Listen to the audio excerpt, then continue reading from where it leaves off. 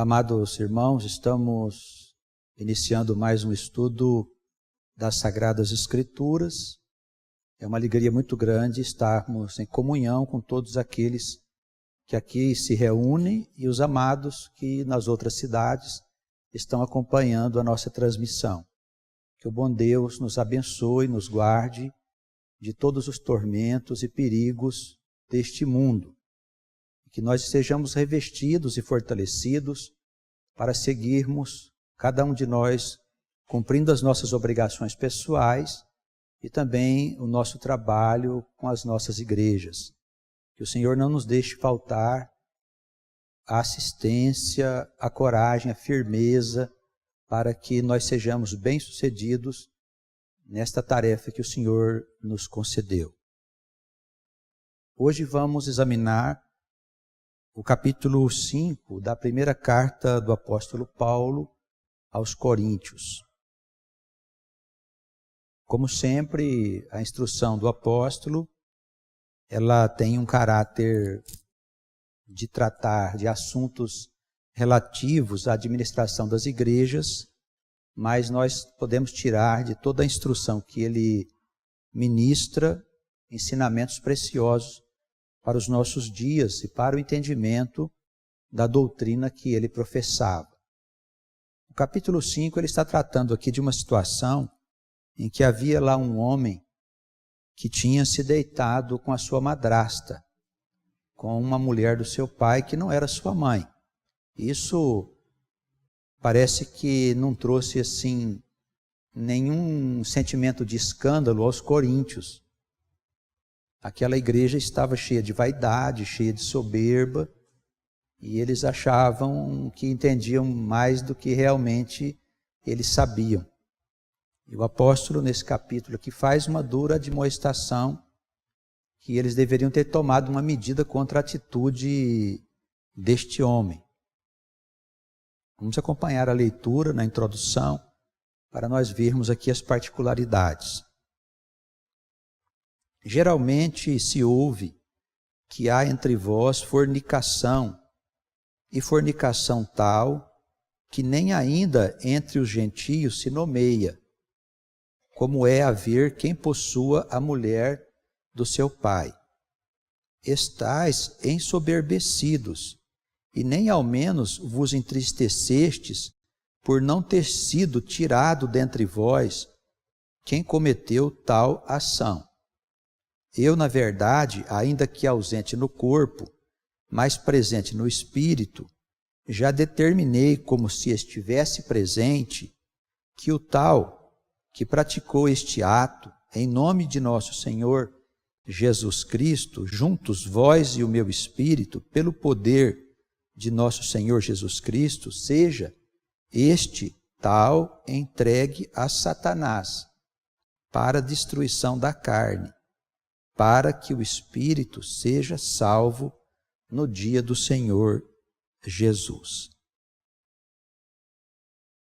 Aqui nesta abertura, na introdução, ele diz que havia ali uma situação de imoralidade. A palavra, na tradução aqui, o tradutor optou por fornicação. Mas fornicação é o ato sexual em si. Ele queria dizer aqui de imoralidade sexual, né? De um ato que alguém teria cometido que era de natureza imoral, que era uma coisa inaceitável. A gente sabe que as escrituras desse tempo, porque não haviam as escrituras como o Novo Testamento, elas diziam que essas coisas não podiam ser dessa maneira. O Senhor nosso Deus, nas escrituras de Moisés, ele deixou claro que esse tipo de relacionamento não poderia acontecer. Por isso o apóstolo diz que esses coríntios, né, esses irmãos, que eles não tinham nem ficado entristecidos com o que havia acontecido.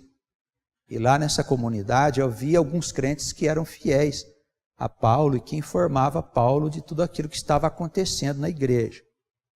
Tinha uma família de uma irmã chamada Cloé, que sempre dizia para o apóstolo dos problemas que estavam se passando na comunidade. Ele faz aí a introdução dizendo, olha, A situação é muito grave. Nem mesmo entre os que não são crentes, nós temos observado coisas dessa natureza. Como é que vocês não se escandalizaram? Como vocês não tomaram providências? A cidade de Corinto era uma cidade de muita prostituição. Os estudiosos dizem que talvez tivesse, naquela época, em torno de 400 mil habitantes. Era uma cidade grande. E havia muita prostituição. E o apóstolo, evidentemente, enfrentou esse problema de pessoas que estavam envolvidas com prostituição e que se fizeram membros da comunidade. E nós também, nos nossos dias, convivemos com todo tipo de irmãos, de pessoas que são introduzidas na comunidade como nossos companheiros de luta e de trabalho, mas nem sempre nós sabemos aquilo que eles fazem em oculto. E pode acontecer de haver um escândalo, de haver uma descoberta de coisas que as pessoas estão fazendo que não são conforme a vontade do nosso Deus. E a igreja precisa ter o discernimento necessário para tratar com essas situações delicadas, orientando, conversando com as pessoas envolvidas para ver como que se pode resolver. E se a pessoa insistir em praticar o ato, fazer coisas que não estão conforme as normas da comunidade, conforme a vontade do Senhor, esta pessoa ela precisa de alguma forma ser afastada da comunidade. Ele deixa claro aí que era uma situação que o filho tinha se deitado com a mulher do seu pai. Não era a mãe dele, era uma outra mulher que tinha se casado com o pai possivelmente era viúvo, ou havia se separado. E ele também é provável, segundo os estudiosos, que este pai dele já havia falecido. Por isso que ele se envolveu com essa madrasta. O versículo 2 ele diz, olha, estais ensoberbecidos, e ao menos não vos entristecestes, por não ter tirado de entre vós essa pessoa que cometeu tal ação. O apóstolo diz, olha, a soberba ela pode trazer a nós uma cegueira. O que é a soberba? É a certeza de que nós estamos certos em tudo aquilo que nós fazemos, e falamos, e pensamos. E nem sempre as coisas são dessa maneira. Nós temos que ter cuidado porque a soberba ela é filha do orgulho, do amor próprio. E o diabo ele gosta de envaidecer as pessoas. Se nós dermos lado para ele, ele vai nos envaidecer. E por meio da soberba, ele nos cega.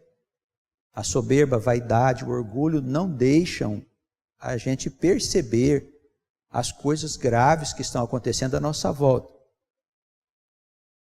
Vocês se lembram que no capítulo anterior, o apóstolo fez aqui um discurso bastante extenso sobre isso, dizendo, olha, vocês estão pensando que estão ricos, que estão fartos, como se nós fôssemos pobres e nós tivéssemos carência, falando da soberba deles, do orgulho, da vaidade.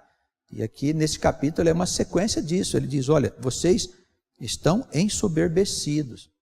Interessante que o apóstolo usa aqui esta palavra pelo menos 7 vezes durante esta carta, para tratar do orgulho e da vaidade desses crentes que se achavam donos do saber, da sabedoria. Ali havia doutores, havia pessoas que recebiam espíritos ali, que profetizavam, havia pessoas que falavam em línguas estranhas. Nós vemos que o apóstolo trata de tudo isso nesta carta, para tentar frear o descontrole daquela comunidade. Havia todo tipo de problema lá. Em boa parte porque as pessoas eram instruídas. Quanto mais instrução a pessoa tem, parece que mais difícil é ela se ajustar àquilo que Deus deseja. Parece que a instrução ela atrapalha que o espírito da simplicidade possa estar no coração. Se nós temos instrução, se somos instruídos, precisamos ter o nosso coração flexível para que, ao sermos repreendidos pela palavra, nós possamos corrigir a nossa conduta, mudar o nosso pensamento se for necessário. Eu tenho mostrado aos irmãos, nós que estamos agora formulando uma doutrina que traz novidades, eu tenho feito todo o esforço para que a gente, ao longo desse trabalho, nós venhamos a corrigir aquilo que nós percebermos que não está correto. Pode ser que você formula uma ideia, um pensamento, e ele não está completo. Ou você fez mesmo uma colocação equivocada. Para nós não há problema nenhum nós recuarmos, mudarmos aquilo que for preciso. Nós não somos sábios. Nós somos pessoas comuns, pessoas simples, a quem Deus está chamando para prestar a Ele um serviço. O nosso compromisso é com a verdade de Deus, não é com a nossa verdade. Não há espaço para a vaidade dentro da comunidade, para o orgulho. Infelizmente, algumas pessoas se deixam dominar pelo saber, pelos títulos das universidades do mundo, que não tem qualquer ligação com a ciência de Deus. As universidades do mundo ensinam o homem a tratar de coisas relativas à vida terrena, temporal, as coisas passageiras. A ciência de Deus não, ela trata das coisas eternas. É bem diferente. Não se pode deixar conduzir pela vaidade porque nós temos um título, ou 2 ou 3, o que for. Sempre com simplicidade. Vamos lembrar que Sócrates dizia que a única coisa que ele sabia era que nada sabia. Se ele, que foi um dos pensadores mais célebres da história, dizia que nada sabia, o que é que nós vamos saber? Não é verdade? Precisamos estar com o nosso coração sempre envolto em verdadeira humildade. Estamos na comunidade para que Deus possa nos instruir. Se há algo errado, vamos corrigir.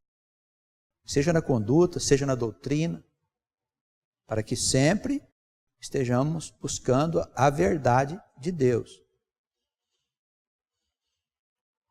Ele fala aqui que não estava, no versículo 3, presente no meio deles, mas que mesmo ausente no corpo, mas presente em espírito, ele já havia determinado, como se ele tivesse presente, que o tal que praticou esse ato, ele fosse afastado da igreja. Paulo, ele tinha uma ligação íntima com as comunidades. Pelo Espírito Santo, ele intercedia em oração, intercedia pedindo a Deus para que as coisas fossem bem encaminhadas. E nós precisamos entender que esses mecanismos são naturais e eles fazem parte da ciência eterna. Quando nós intercedemos por uma pessoa, não se trata apenas de nós pedirmos, mas de intercedermos mesmo, através do nosso pensamento, que é como uma energia que viaja no mundo invisível para entrar em contato com as inteligências que governam a criação. Através de Jesus, através dos anjos, dos santos espíritos, o nosso pensamento vai buscar esta intercessão, de modo que o mundo invisível ele possa agir para corrigir aquilo que precisa ser devidamente corrigido. Intercessão não é só um pedido, é uma ação objetiva da nossa mente, do nosso espírito, da nossa alma, quando ela pretende interceder e ajudar por uma pessoa, por uma situação que está formada, que a gente sabe que precisa ser corrigida. É o que o apóstolo disse aqui que estava fazendo, embora ele não estivesse presente lá fisicamente. Ele fazia isso em nome de Jesus. Ele diz, juntos vós e o meu espírito, pelo poder do nosso Senhor, é que essas coisas iriam ser feitas.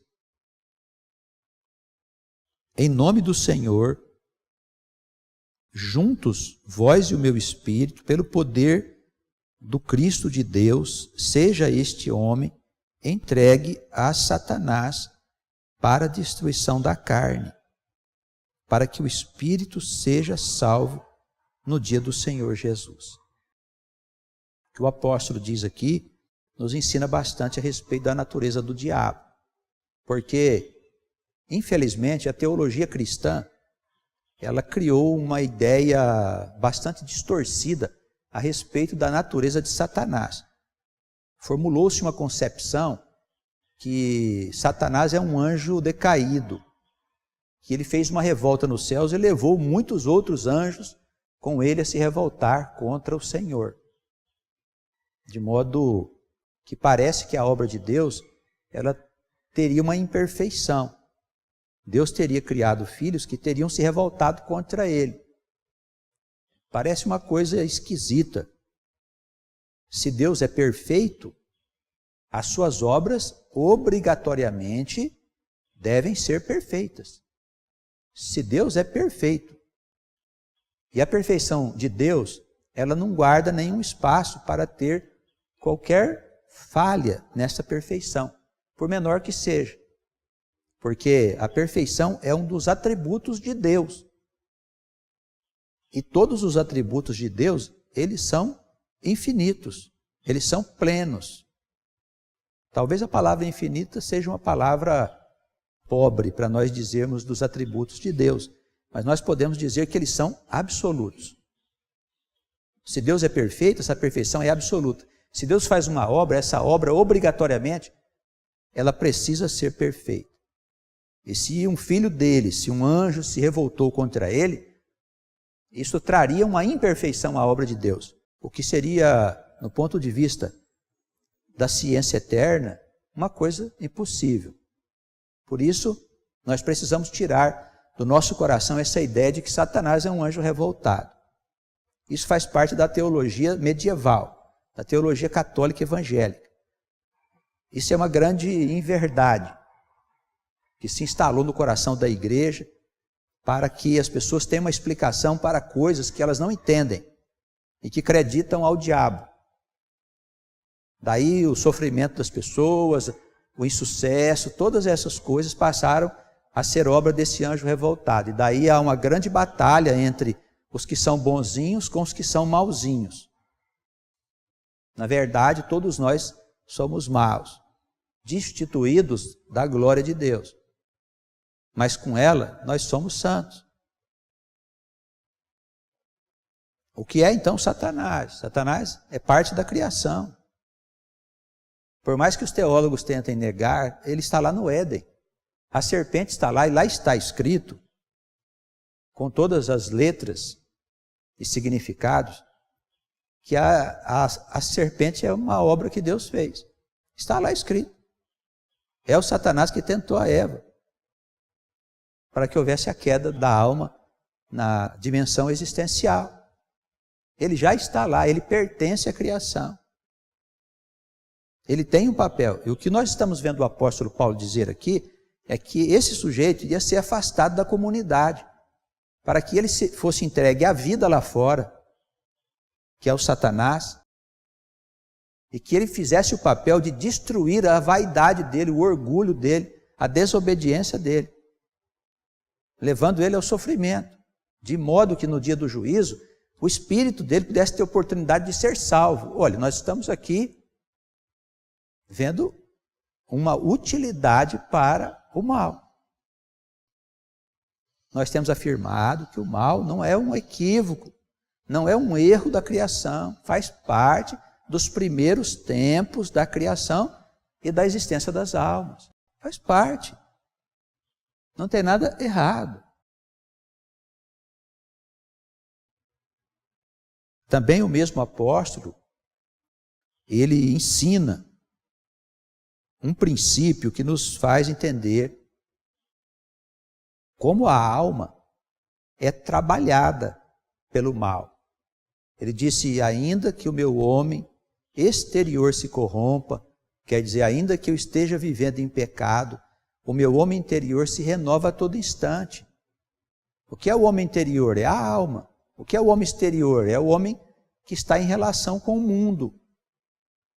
Para que, através da experiência na vida material, tribulações, provas, seja o que for, o homem interior, que é a alma, ela possa ir se aperfeiçoando. Essa ideia de aperfeiçoamento da alma só fica completa quando nós entendemos que a alma não nasce no ventre da mãe, que a alma, ela é eterna. Ela foi gerada quando Deus criou o universo. E ela transita através das encarnações, sucessivamente, até que ela adquira a sua liberdade. Essa é a lógica da criação e do universo. Se nós não entendermos a existência das almas pelo ponto de vista das vidas que se sucedem e de uma história que começou num ponto e que vai terminar no outro ponto, a obra de Deus fica uma coisa absurda. Daí nós termos uma teologia destituída de inteligência. A teologia, ela só consegue entender a salvação e justificação por meio da fé. O resto é irracionalidade. Os fenômenos ligados à morte, ao nascimento, à origem da alma, à natureza da alma, por que a alma sofre, todas essas coisas são explicadas de uma forma irracional, destituído de princípios inteligentes. Isso fez com que a ciência se afastasse da religião, porque a religião parece uma coisa fantasiosa, e é mesmo uma coisa fantasiosa. Embora não neguemos que ela tem o seu papel. Não vamos negar que as religiões exerceram um papel importante na formação da sociedade ocidental e dos outros povos, as outras crenças. Amém. Mas é tempo de esclarecimento. É tempo de nós mudarmos a maneira de pensar. De nós começarmos a entender Deus, a entender o nosso Deus por um ponto de vista diferente, irmãos. Inteligente, racional. Deus não é o absurdo. Todas as coisas de Deus que nós examinamos são inteligentes. Por que a teologia tem que ser uma coisa irracional? Desta mesma irracionalidade, desta ideia de que Deus, por ser Deus, pode fazer qualquer coisa, nasceu o criacionismo. O criacionismo é uma coisa sem pé e sem cabeça, onde as pessoas usam os textos bíblicos de uma forma radical para dizer que Deus pode fazer qualquer coisa, porque Ele é Deus. Evidentemente, o Senhor pode fazer qualquer coisa, mas Ele não vai fazer coisas loucas e irracionais para atender à crença de pessoas que ainda não têm um entendimento claro sobre a eternidade. Diria o Senhor, pessoas que não sabem separar o que é a mão esquerda e o que é a mão direita. Não sabe separar, não tem entendimento. É hora de nós olharmos para Deus de uma outra maneira. E o apóstolo aqui nos ajuda a entender o papel de Satanás. Satanás, ele tem as ferramentas para gerar sofrimento aonde for necessário.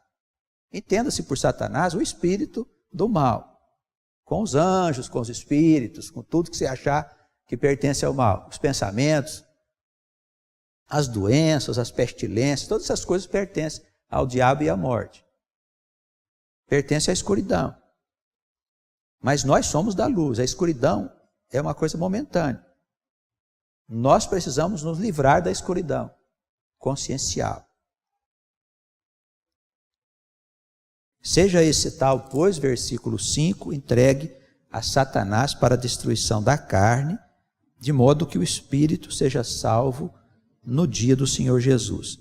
Daí ele segue instruindo a igreja, falando ainda da vaidade dos coríntios. Não é boa a vossa jactância. Jactância é vaidade. Hoje nós diríamos aquelas pessoas que se acham, né? Se acham muito importantes, muito sábias. Jactância. Não sabeis que um pouco de fermento faz levedar toda a massa? Alimpai-vos, pois, do fermento velho, para que sejais uma nova massa, assim como estáis sem fermento. Porque Cristo, nossa Páscoa, foi sacrificado por nós. Por isso, façamos a festa não com o fermento velho, nem com o fermento da maldade e da malícia, mas com os ázimos da sinceridade e da verdade. Ele inclui aqui um outro elemento, querendo dizer que se nós temos um membro que faz coisas erradas dentro da igreja ou escondido dos irmãos, ele contamina a igreja com o mal que ele faz. Isso porque existe evidentemente um mundo que nós não vemos. E nós somos cercados de maus espíritos, de bons espíritos, de anjos, de demônios. Isso pertence ao ambiente da Terra, porque a Terra é um mundo atrasado. A Terra é um mundo onde predomina o mal. E se predomina o mal na Terra, é claro que do outro lado existem mais maus espíritos e demônios do que anjos e espíritos bons. É todo um ambiente aonde nós estamos imersos, mergulhados. Por isso João disse que nós estamos mergulhados no maligno. Toda essa situação que nos envolve, a gente não vê, mas é uma situação real. Quando nós sentamos na mesa com o iníquo, com a pessoa que tem uma vida torta, nós não sabemos, mas ele está cercado de maus espíritos, de demônios, de energias nocivas, e a gente pode ser contaminado com essas influências. Quando tem um irmão que está fazendo algo errado dentro da igreja, ele traz para dentro da igreja esses espíritos malignos que o acompanham. Por isso a ideia aqui do fermento. O que é o fermento? Você põe o fermento numa massa e ela leveda. Já foi utilizado esse mesmo princípio para dizer que o reino de Deus também é dessa forma, porque é a mesma regra. Se você põe o bem num lugar e ele for verdadeiro, ele vai contaminando outros corações. O mesmo acontece com o mal. A situação nessa igreja era uma situação grave. E um homem desse que estava cometendo um desatino muito sério, não poderia ficar no meio da comunidade. Hoje nós vivemos uma situação complicada, porque já tivemos notícias que ao serem afastados da igreja, alguns pecadores entraram com ações judiciais junto da justiça do mundo para serem reintegrados à força de justiça no meio da comunidade que não quer o sujeito lá.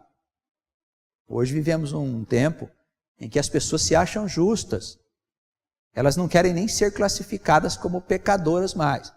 E tudo isso por causa da apostasia. A apostasia está tomando conta do mundo e invertendo os valores e colocando coisas bastante equivocadas, até como naturais e normais, por meio até de leis. Essa é a triste situação que a Igreja de Jesus está enfrentando nos dias atuais. Como nós podemos fazer? Primeiro, o irmão precisa ser admoestado. Ele não deve ser afastado da comunidade sem ser instruído.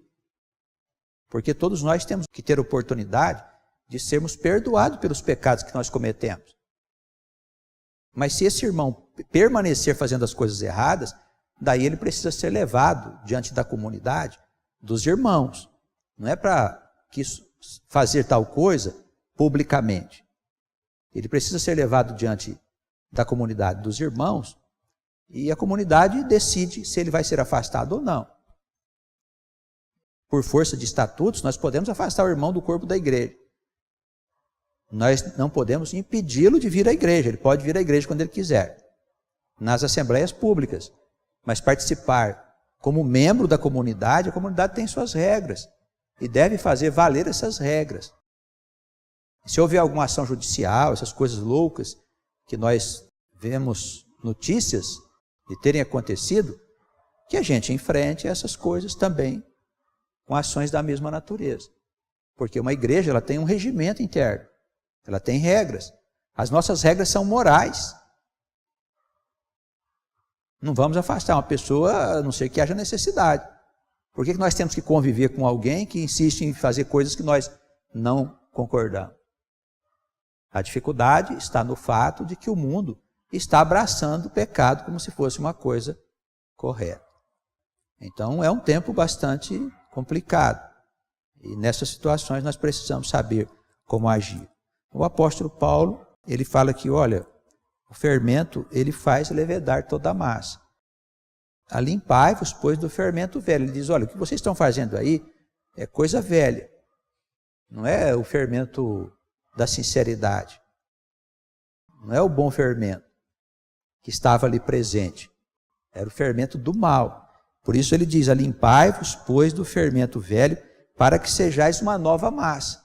Então, se nós não nos livrarmos das coisas velhas, e isso vale até da própria teologia antiquada, essa é teologia cheia de coisas loucas, que as pessoas seguem sem compreender coisa alguma, nós vamos seguir como uma massa velha.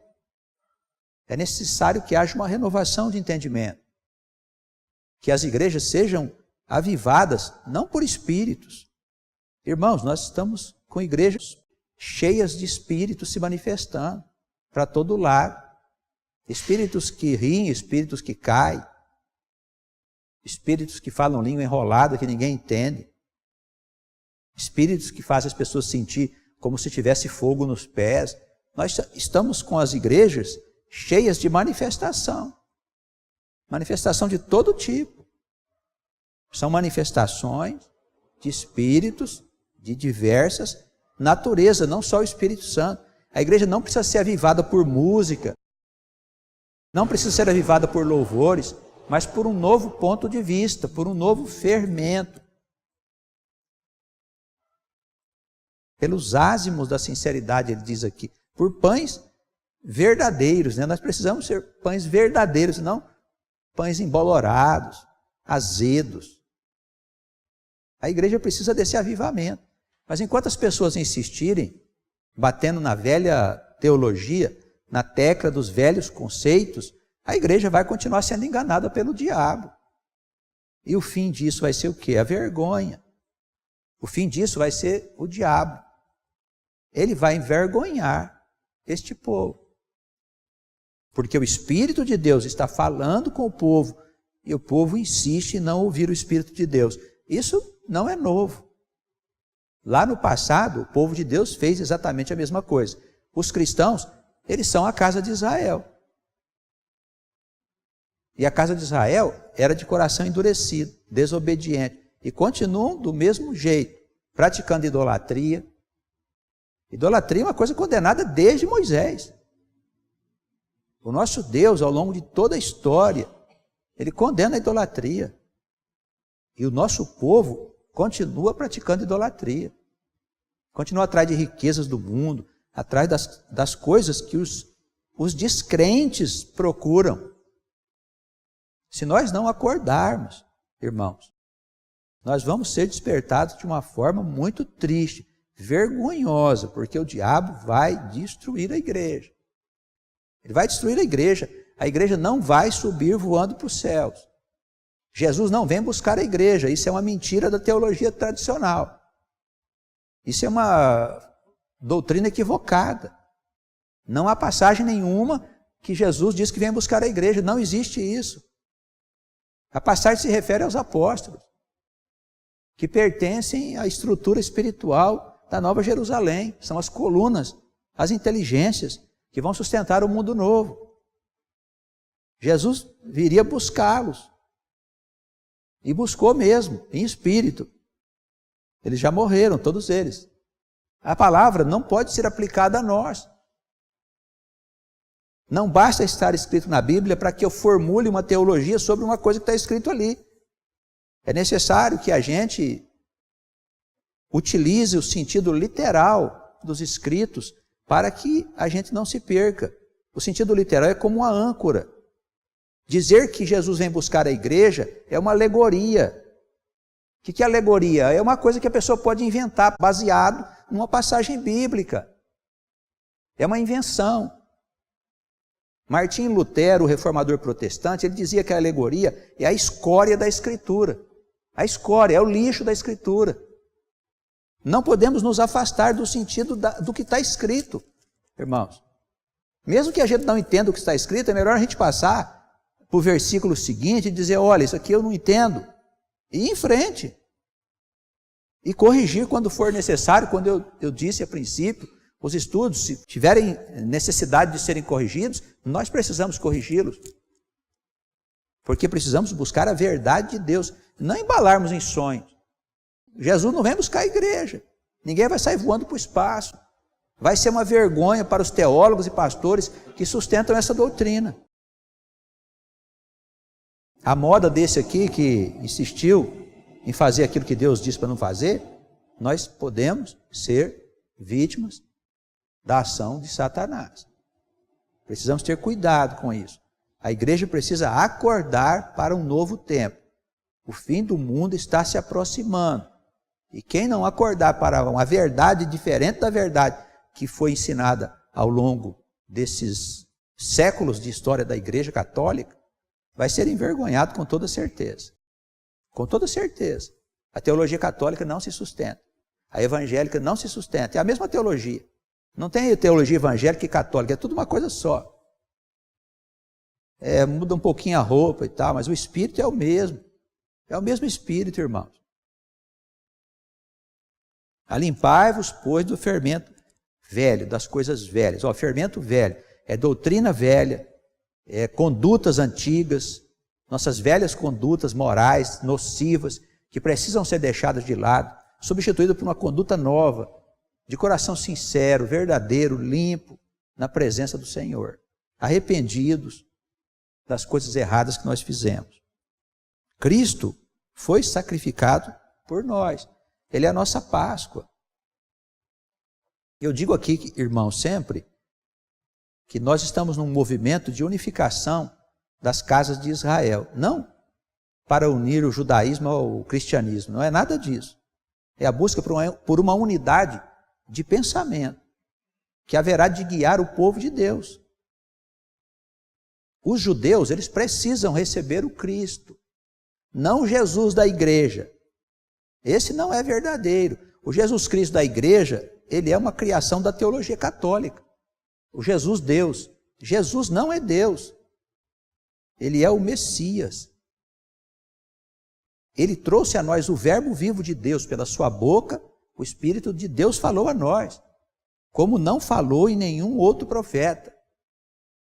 E os judeus precisam entender isso porque Cristo é a nossa salvação. Não estamos querendo dizer aos irmãos que a salvação não está no meio dos judeus. Ela está disponível pelas vias da fé, como teve o nosso pai Abraão, a fé no Senhor, e foi justificado por ela. Mas nós estamos diante da mudança dos tempos.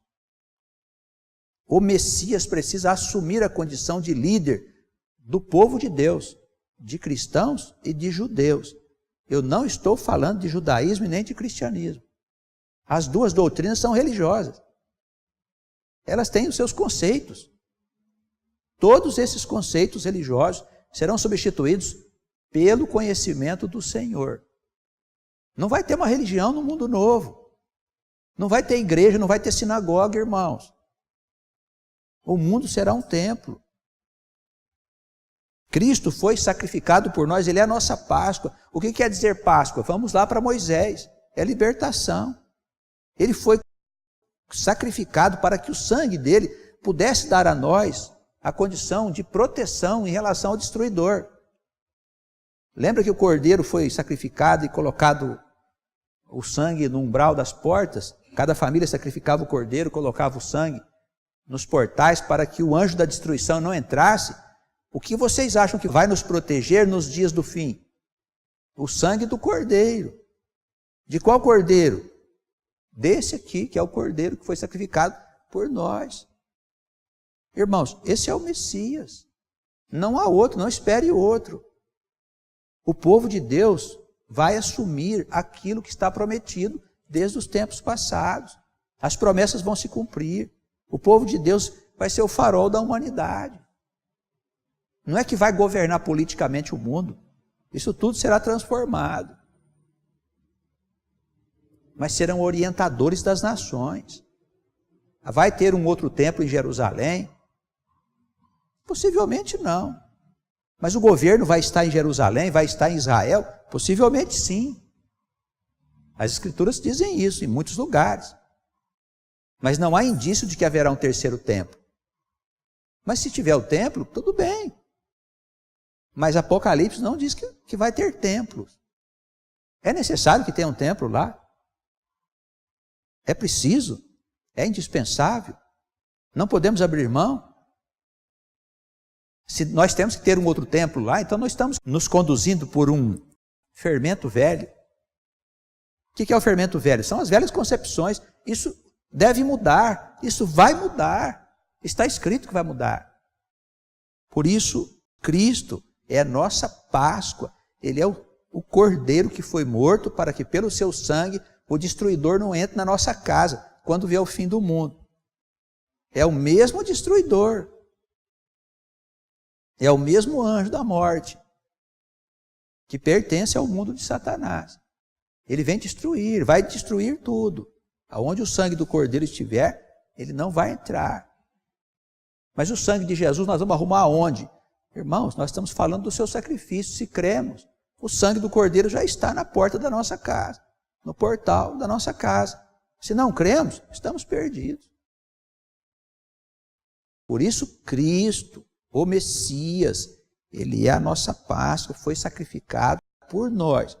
O sangue dele foi utilizado para que o diabo não mais tivesse poder sobre o povo de Deus. Façamos assim a festa. Que festa que ele está falando aqui? Acho que é uma ceia.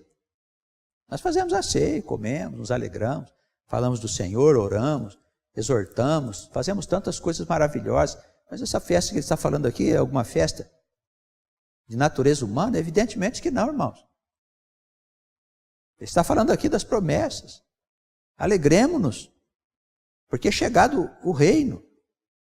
O tempo está chegando, agora é a hora da nossa alegria, da nossa satisfação. Ah, eu discordo porque eu acredito de outra forma. Segue seu caminho. A palavra está sendo anunciada às ovelhas perdidas. O Senhor disse, elas ouvirão a minha voz. Se a alma tem maturidade, ela vai ouvir a voz do Senhor. Para ela, as coisas invisíveis não serão escândalos. Não serão escândalos, como é para a igreja tradicional. Não se pode falar em espírito, não se pode falar em comunicabilidade entre os dois planos, entre o plano material e o plano invisível. Não se pode falar sobre a encarnação sucessiva das almas. Não se pode falar nada disso. Tudo isso, segundo eles, é obra de Satanás. De certo, eles são obra de Deus. Se esses conhecimentos que nós estamos revelando através da palavra de Deus, está na palavra. Se eles são obras do diabo, e eles são obras de Deus, sinceramente, esse Deus fez uma obra muito mal feita. Essas igrejas, é isso mesmo que representa nosso Deus? O Deus das estrelas? O Deus que abriu o mar? O Deus que andou com Moisés, com Josué, com Davi, com Salomão? Este é o Deus que fez estas igrejas, que dizem que as coisas que são ensinadas, relacionadas com o mundo invisível, com o mundo eterno, são obras do Satanás. Ora, irmãos, sinceramente, basta ter um pouco de inteligência para perceber de que lado está o engano.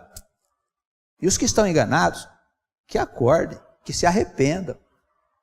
Que se arrependam. Não é porque tem títulos, não, que são considerados sábios. Nós sabemos muito bem que os títulos não nos fazem sábios. É o Espírito de Deus que nos dá sabedoria. Nós sabemos disso. E podemos provar, porque ao longo da história da igreja, muitos homens dotados de títulos e de estudos e de formação de toda a ordem em escrituras cometeram crimes bárbaros. Por que eles, sabendo, não fizeram? Porque não tinham Espírito. Não tinha Espírito Santo. O Espírito que estava com eles era o Espírito do mundo. Estavam dentro da igreja, mas a igreja não estava dentro deles. Infelizmente, nos nossos dias, nós sofremos dos mesmos males. É hora de arrependimento, irmãos. É hora de nós abrirmos o nosso coração para que o Espírito de Deus possa nos falar e ensinar as realidades eternas. Que nós somos almas eternas, porque saímos fomos gerados no seio de Deus. Somos dotados da eternidade do próprio Pai. Não precisamos ser transformados, como algumas pessoas imaginam que vai acontecer. Seremos transformados. Porque Paulo disse isso. Então, vai no sentido radical da palavra. O Paulo falou que seremos transformados. Mas em que sentido? Pode ser transformado de pecadores para homens santos? Pode ser, ou precisa ser transformado de uma forma mágica para poder entrar no céu com o corpo carnal. Irmãos, isso é um uso inadequado, indevido da Escritura Sagrada. É hora de nós nos livrarmos desse fermento velho, dessa massa podre que está dentro da igreja. É hora de nós deixarmos um fermento novo tomar conta de nós, para que o reino de Deus possa estar nos nossos corações. Em breve ele estará em todo o mundo. Porque essa é a vontade do nosso Deus, o Deus de Israel. É o Pai de Jesus Cristo. O Messias, aquele que veio ao mundo para colocar fim ao império da ignorância. Ele é luz. A luz vai entrar e as trevas não podem fazer nada. As trevas estão se desesperando. Não sabem mais o que fazem.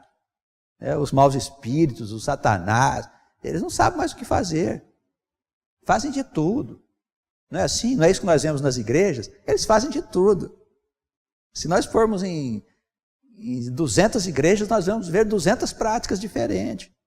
Porque os pastores fazem coisas para manter as pessoas ali. Eles não estão fazendo coisas para instruir as pessoas, porque eles não têm nem o que ensinar. Daí fazem de tudo. Conversava hoje com a irmã, ela me disse que tem uma igreja dessas pentecostais, em que lá, para você receber o Espírito Santo, você tem que ser derrubado no chão. Irmãos, será mesmo que alguém em sã consciência imagina que o Espírito Santo joga a pessoa no chão? É falta de conhecimento. Porque todo espírito que joga a pessoa no chão é demônio, não é Espírito Santo.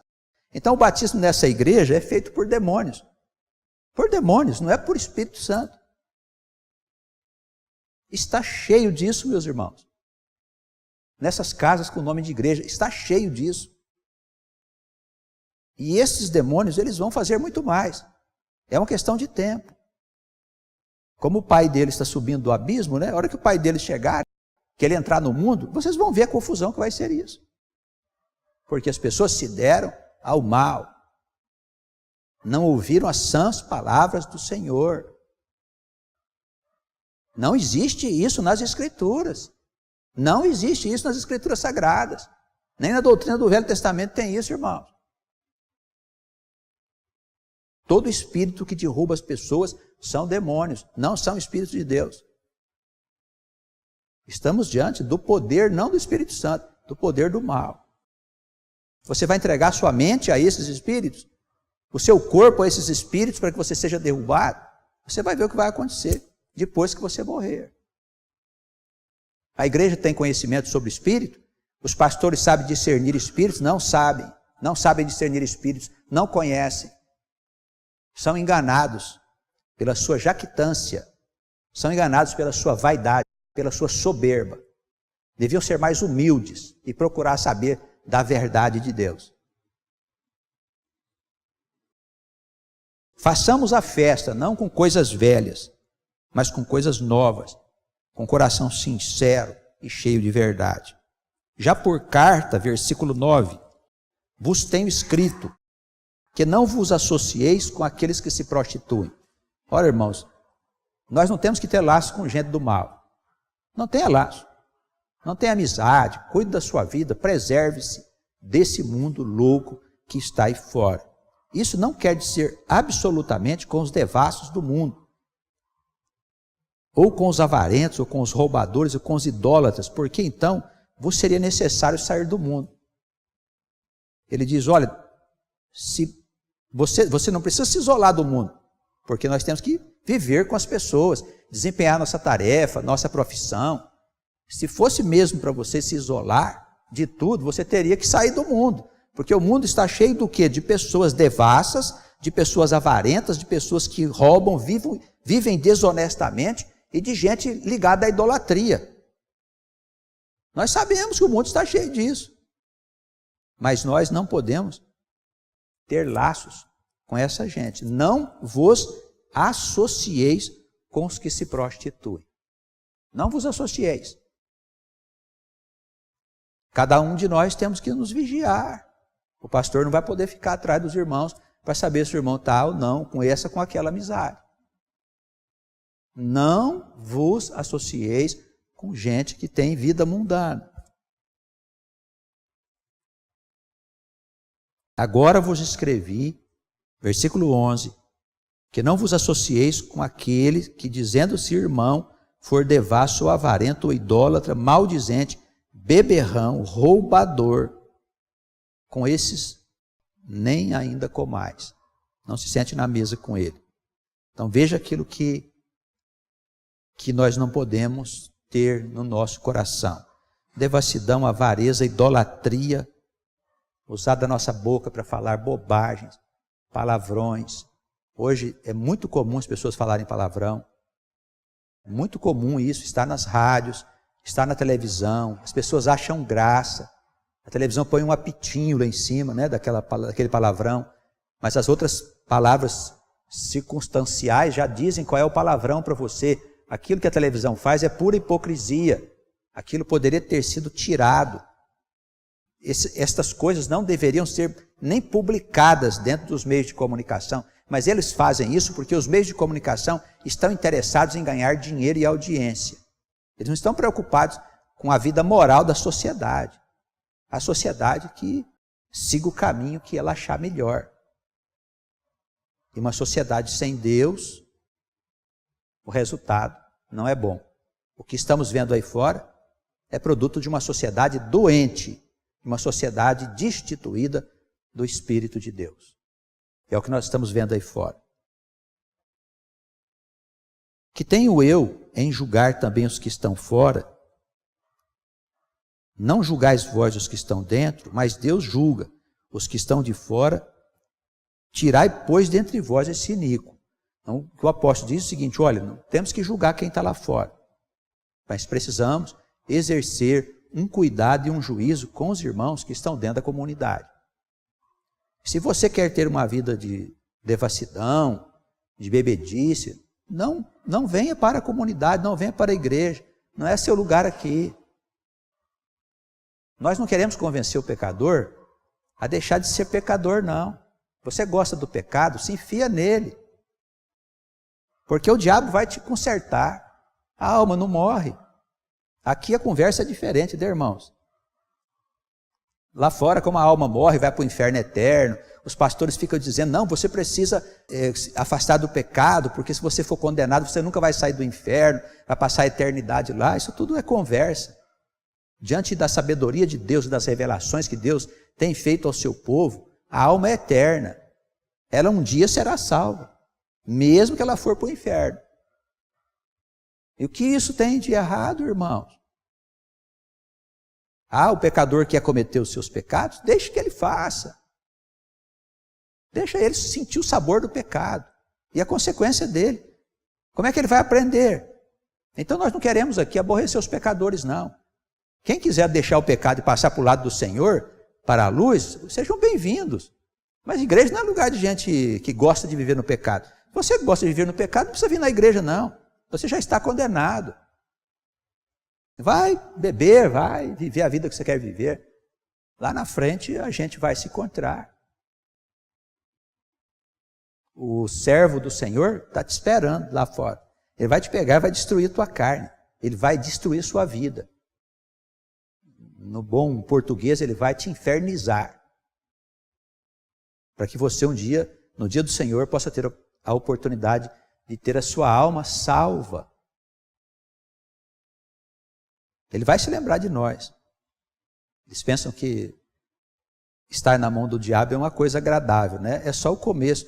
Os prazeres que o diabo proporciona a você é só um convite para você se enfiar dentro de um buraco, aonde lá não tem prazer algum. É muito sério viver. Nós todos somos filhos do Altíssimo. Todos. E Deus quer nos instruir, quer nos ajudar a sair das trevas e ir em direção à luz. Se a gente não quiser, Ele vai respeitar. e deixar a gente ser corroído pela escuridão. O Senhor é quem julga a todos. O juízo começará pela casa do Senhor. Por isso, nós dirigimos frequentemente aqui a palavra às igrejas tradicionais. Que Deus nos abençoe e conceda a nós coragem, firmeza para andarmos nesse caminho, para nós abandonarmos as coisas velhas, as concepções antigas que tínhamos, e deixar que este novo fermento possa entrar em nós. O reino de Deus, dizia o Senhor, é como uma medida de fermento. E ele leveda e a massa cresce. Por menor que seja o nosso esforço em anunciar boas novas, que a gente saiba que ele é o bom fermento. E que se o coração for propício, ele vai ali se instalar. E aquele coração será transformado. Aquela pequena semente vai se transformar numa árvore produtiva. Nós temos que crer que o poder de Deus está presente em nós. É o poder de Deus, não é nós que estamos fazendo isso. É Deus que está fazendo em nós. E se Ele está fazendo, a sua mensagem de libertação, ela chegará a estas ovelhas que precisam dela para sair das trevas para a maravilhosa luz do nosso Deus. Que Ele abençoe a todos nós, os irmãos que recebem a palavra nas outras cidades. Se Deus quiser, estaremos juntos em breve para continuarmos o exame dos escritos sagrados, que são uma fonte de alimento para as nossas almas. Em nome de Jesus, amém.